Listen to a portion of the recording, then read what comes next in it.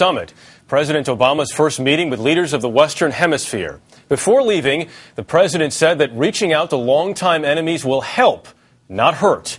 Senior White House correspondent Bill Plant has more.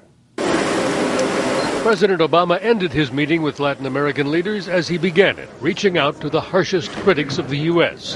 How are you, sir? Like Nicaragua's President Daniel Ortega. At a closing news conference, the president said he'll respect those countries who disagree with the U.S. The United States obviously has a history in this region that's not always appreciated, but that what we need to do is try to move forward. But Mr. Obama repeated that talking alone is not enough. We've seen potential positive signs in the nature of the relationship between the United States, Cuba, and Venezuela. But as I've said before, the test for all of us is not simply words, but also deeds. And he suggested specific steps he'd like to see Cuba take.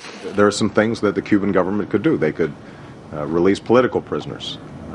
They could reduce charges on remittances. The president criticized what he called the inflammatory rhetoric of Venezuela's Hugo Chavez, but said talking to him wouldn't harm U.S. interests, and that he was not concerned about how it looked back home. I don't worry about the politics. I try to figure out what's right in terms of American interests, and on this one, I think I'm right. At the end of his second major international trip in as many weeks, the president explained his approach to foreign policy. We do our best to promote our ideals and our values by our example. White House officials point proudly to the fact that there were no fights at this summit over Cuba, despite the continuing U.S. embargo. It's something many people had expected. But the criticism of the president's outreach to Hugo Chavez of Venezuela has already begun back home. Bill Plant, CBS News, Trinidad.